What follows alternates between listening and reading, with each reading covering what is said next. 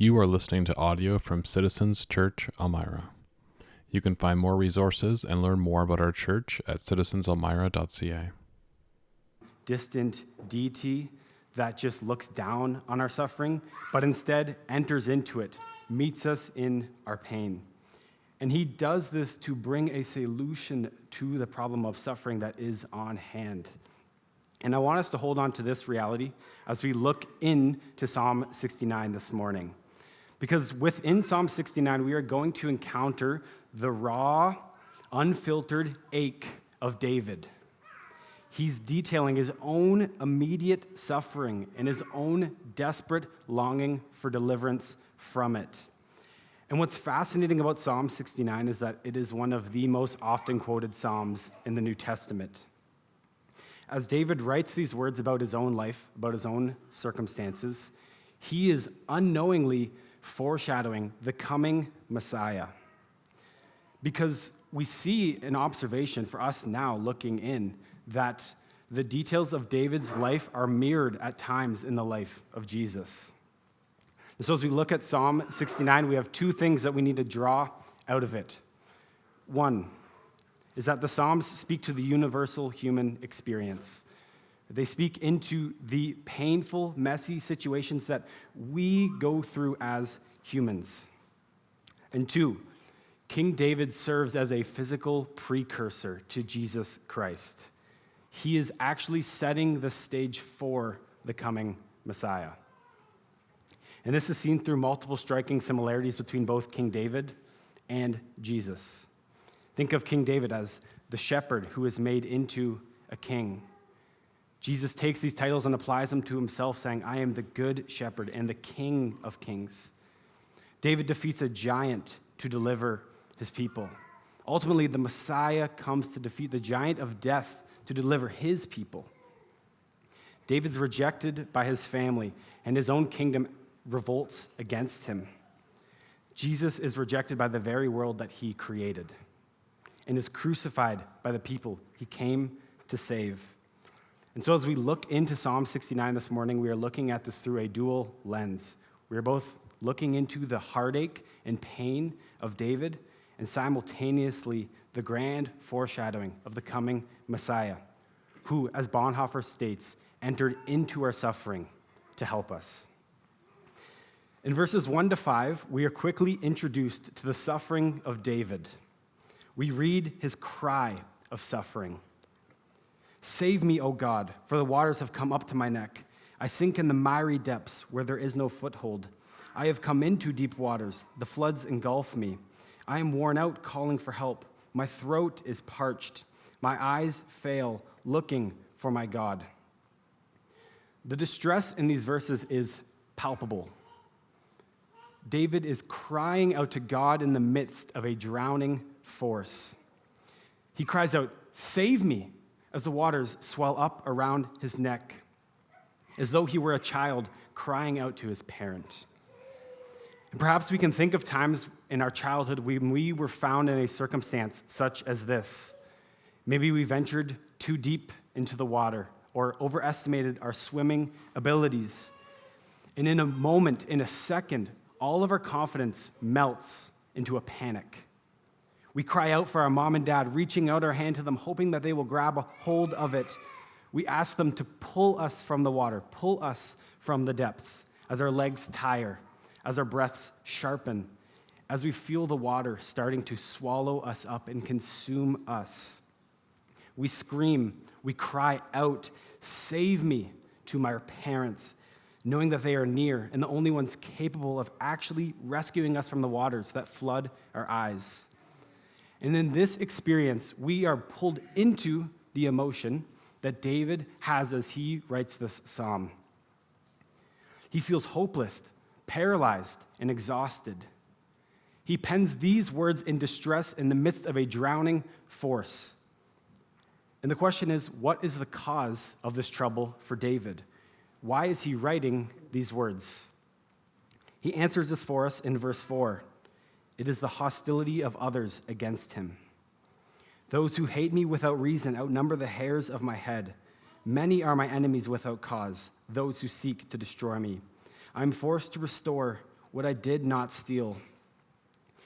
A group of people have unprovokingly betrayed David. He has not wronged them in any way, and yet they have turned against him. Perhaps they're fueled by their jealousy towards David, wanting to steal power from him as king, a reality that David unfortunately faced multiple times in his life. And the saddest instance of this was when David's very own son, Absalom, attempted to rebel against his father. And we're not talking about teenage angst where you feel like you know more than your parents and you don't want to listen to their direction. No, Absalom's rebellion is like making his own army, wanting to kill his dad to steal his kingdom from him. And ultimately, this leads to the demise and death of David's own son, whom David weeps over. Time and time again, David faces situations such as these, where he is betrayed without good reason. He is a king who cries out in suffering at times without cause. And I say at times because in verse 5, we see that David acknowledges that there's some folly or faults in his life. He's not trying to hide the fact that he is an imperfect man.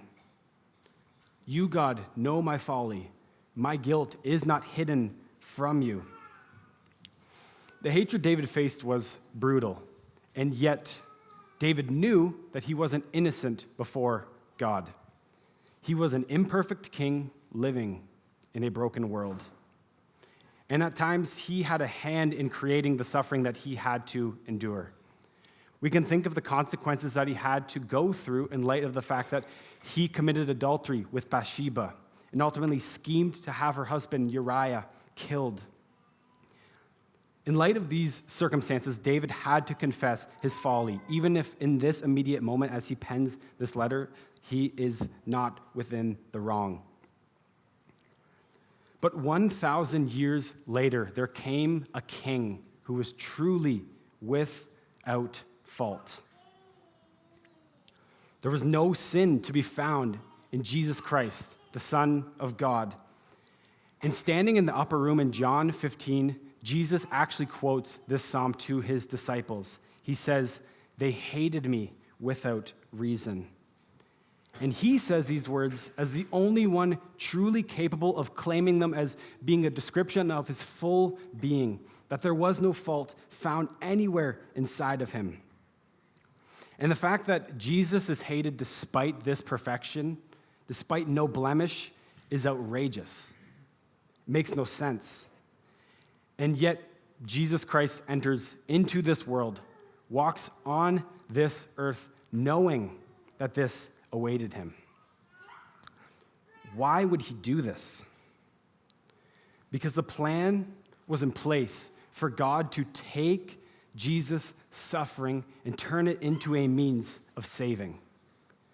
And as Jesus walks this earth awaiting that suffering, walking along this path leading to God, he finds it to be one that is characterized by scorn or blatant disrespect and opposition. The path of suffering, which is also walked by David. This is clear as we read David's words in the next section of verses, starting at verse 7. "For I endure scorn for your sake, and shame covers my face. I am a foreigner to my own family, a stranger to my own mother's children. For zeal for your house consumes me, and the insults of those who insult you fall on me. When I weep and fast, I must endure scorn. When I put on sackcloth, people make sport of me. Those who sit at the gate mock me, and I am the song of the drunkards." Now, I'm not a big fan of the people who like to dramatize how oppressed we are as Christians in this country, because I see that as a bit forgetful of the real, harsh realities that some Christians have to endure in this world.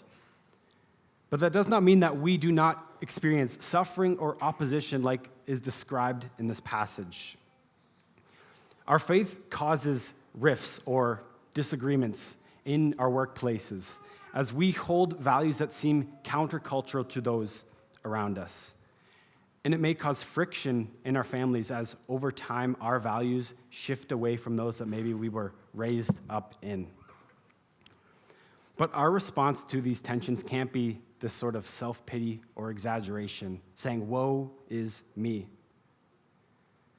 Rather, it should be delight. Not because our goal is simply to be hated by this world, but it is to follow in the ways of Jesus, who in turn was hated. And so as we look at the opposition of David in this passage, we will see how he, by living faithfully to God, actually foreshadowed the ways that Jesus would come and follow this very path of suffering. In verse 8, David says, I am a foreigner to my own family, a stranger to my own mother's children. And this parallels directly to Jesus in John chapter 7, verse 5, where it says that even his brothers did not believe him. How crazy it is that for 30 years, Jesus' own brothers walked alongside him, walked along God incarnate unknowingly. He was a stranger to his mother's children, just like David. And like David, zeal for the house of God would consume Jesus. For David, this zeal had possessed him to bring the Ark of the Covenant back into a centralized place in Jerusalem and set up a place for the people to worship God. And this same passion overtakes Jesus in John 2, maybe a familiar story, where he comes into the temple, sees the ways that it is desecrated, turned into a marketplace, and he makes a whip of cords and drives the people out from his father's house. And his disciples are looking on to the situation, seeing their rabbi drive these people out, and they remember these verses about David. Zeal for your house consumes me. And Apostle Paul actually picks up on the second half of verse 9. The insults of those who insult you fall on me. And he takes this and applies it to Christ, that the insults towards God fell onto the shoulders of Christ as he stood in the line of fire in our place. Why does Jesus subject himself to this path of suffering? Why does he come and walk along it? There's multiple things that he illustrates with it. First, he stands as the perfect example of what it means to follow God amidst suffering. 2, somehow he turns suffering into something that becomes an ultimate good. And 3, he grants humans the opportunity to be rescued in a way that they could not even imagine. And David can't comprehend this either. What I mean is that when David cries out for rescue in the next section of verses, as he cries out for salvation in verses 13 to 21, he isn't picturing the Son of God dying on a cross. What he's asking for is immediate physical deliverance in the circumstance that he finds himself in. But David's pleas in this moment become so much more beautiful to us when we see them in light of the cross. Because in the cross, we see the reality that God came in human form, walked through suffering for the purpose of delivering us. And therefore, what David describes as his own personal agony serves as a haunting foretaste of what the Son of God would subject himself to in our place. David cries out for a rescue in verses 13 to 15. Lord, answer me with your sure salvation. Rescue me from the mire. Deliver me from those who hate me. Do not let the floodwaters engulf me. Jesus echoes these cries in the Garden of Gethsemane. My Father, if it is possible, may this cup be taken from me. Yet not as I will, but as you will. Jesus knew that the Father was capable of delivering him from that suffering, but he also knew that salvation depended on him drinking from that cup. In the garden, Jesus' plea for rescue is met with divine silence for our sake. And we see this pattern intensify as David begs for an answer from God, beginning in verse 16. Answer me, Lord. Do not hide your face from your servant. Come near and rescue me. Deliver me because of my foes." And Jesus hangs on the cross and cries out, my God, why have you forsaken me?" See, in his divinity, Jesus knew the necessity of his mission. But in his humanity, he experienced the raw, agonizing reality of hearing no answer from the Father, of being met with silence. And the parallels culminate in verses 19 to 21 in Psalm 69. David says, "You know how I'm scorned, disgraced, and shamed. They put gall in my food and give me no vinegar for my thirst." These again are not just simply poetic words of David describing his circumstance. They are fulfilled as the Son of God hangs on the cross, as onlookers offer him gall to try to ease his pain and vinegar to try to quench his thirst, unknowingly fulfilling the words that David had used to describe himself 1,000 years prior.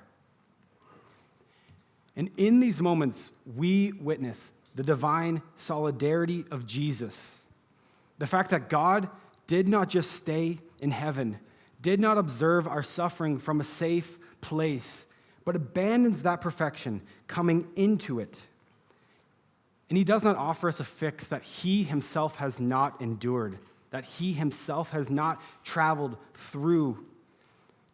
He goes through abandonment. He goes through humiliation. He goes through the deepest pain that man could feel for us to come alongside us on that path. But the question has to be asked is that if God comes alongside us in our suffering, what does he do about the evil that causes it? Is he going to let injustice go on forever, reign supreme? Will he let himself, his children, Jesus Christ, be mocked forever? No, he will not. God will answer to suffering.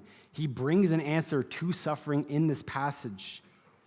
We see David summoned for this justice in this next section.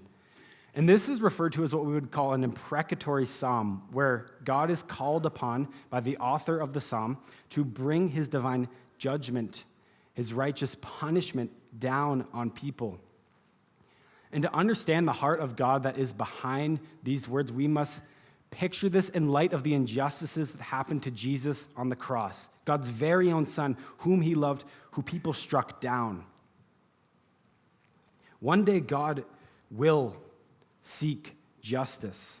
He will say, "May the table set before them become a snare, may become retribution and a trap. May their eyes be darkened so they cannot see. May their backs be bent forever. Pour out your wrath on them. Let your fierce anger overtake them. May their place be deserted. Let there be no one to dwell in their tents. For they persecute those you wound and talk about the pain of those you hurt. Charge them with crime upon crime.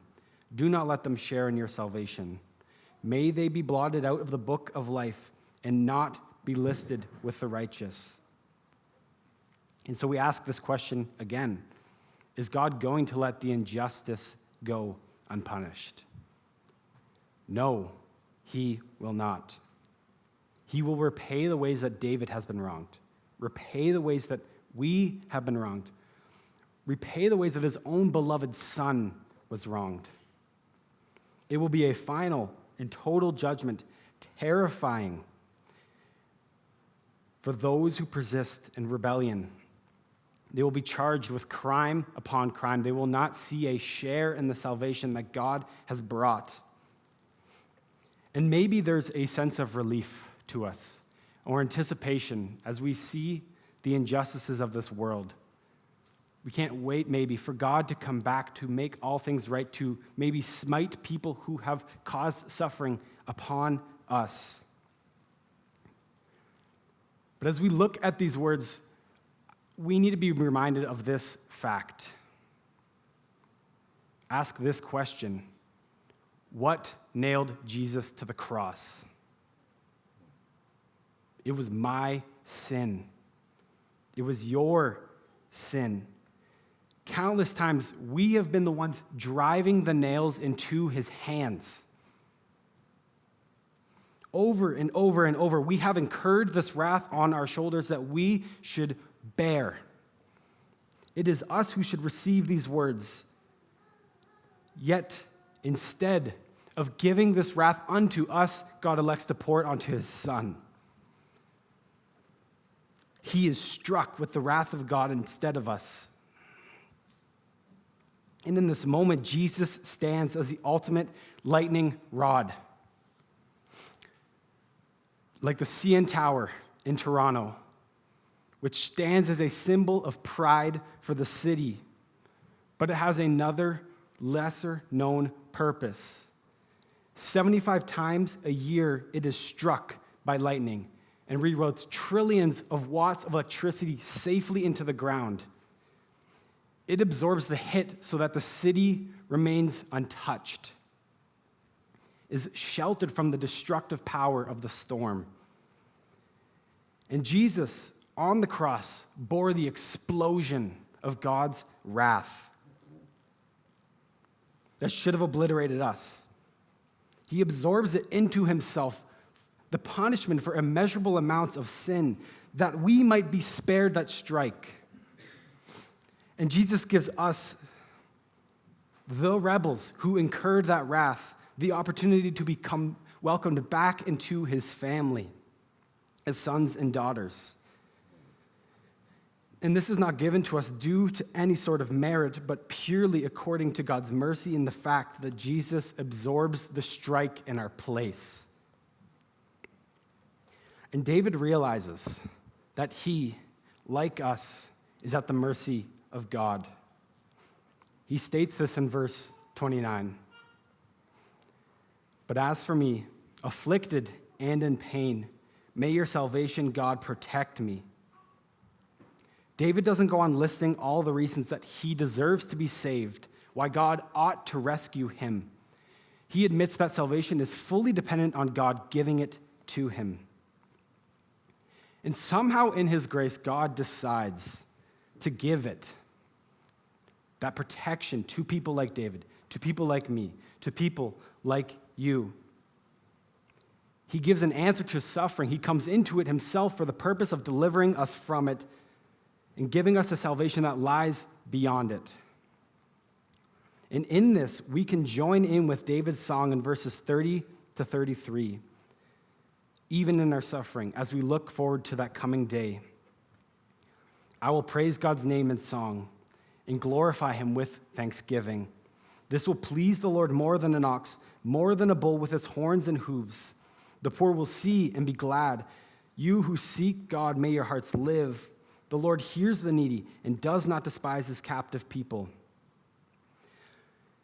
We read these words because salvation was purchased by the suffering servant of God, who was rejected by the world, crucified by the ones he came to save, appeasing the wrath of God in a way that no ox or bull could, subjects himself to the punishment that humans rightly deserve, and rises from the dead on the third day as a proud declaration that he is the King of all kings.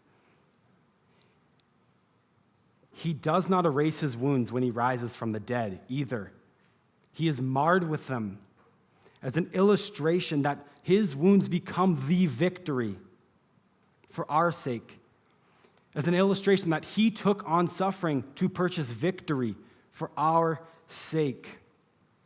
Because, as Bonhoeffer states, only the suffering God can help. And that suffering God extends nail-scarred hands to us, inviting us back, free of guilt, into the family once again. He offers us a new life that we wait for until the final day, because salvation is not merely a fixed moment in the past that is purchased at the cross. Look at how David ends this psalm in verses 34 to 36. Let the heaven and earth praise him, the seas and all that move in them. For God will save Zion and rebuild the cities of Judah. Then the people will settle there and possess it. The children of his servants will inherit it, and those who love his name will dwell there. In all of this, David is concluding the fact that the work is not yet finished.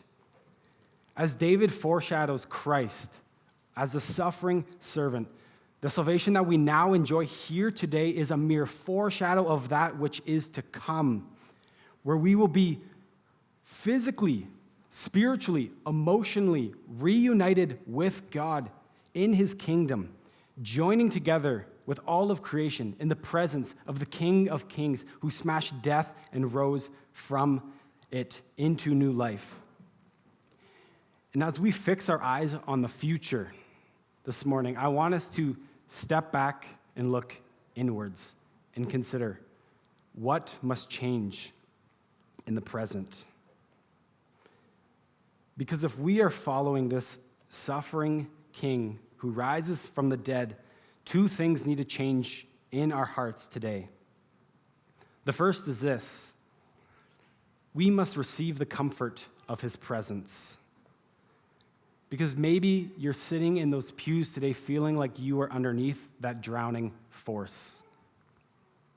Whether it's the weight of a broken relationship, or the inability to shake sin from your life, or grappling with the loss of someone dear to you. In all of this, I want you to see that you do not worship a distant God. Jesus stepped into the depths so that you don't have to pretend that you are perfect to come to him, so that you can come to him with all of your brokenness, lay it out at his feet, and ask him to comfort you in your sorrows. He comes and walks the path of suffering so that he can walk alongside you and carry you through yours. But the second is this: that you must answer the call of his footsteps.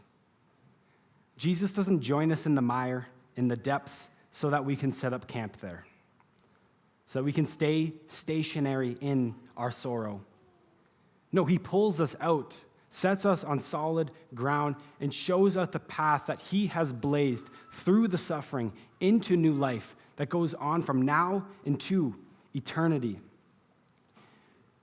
And the invitation is for us to answer the call of his footsteps, to walk along that path alongside him until he comes and brings us home forever. And so my hope and my charge for us, myself included, is that we would look back at the cross and simultaneously step forward out into this world through this week, confident that the one who is with us is also leading us home. Will you join me in a word of prayer to close?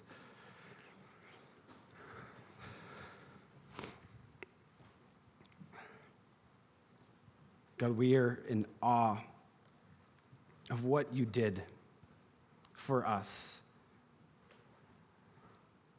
Us who were once enemies of you, wanting nothing to do with you, and yet compelled by your love, you come to those who were wayward, who had turned away, dying for us. God, may we receive and be reminded of that gift this morning. And may we join you on that path of suffering, join the call of your footsteps to press on towards you until the day we will see you in your full glory. May we be beacons of your hope in this world, amongst our families, amongst our coworkers, amongst our friends. We ask for your strength this week. May you come alongside us, and may we feel your presence so powerfully. Pray this in your name, Jesus. Amen.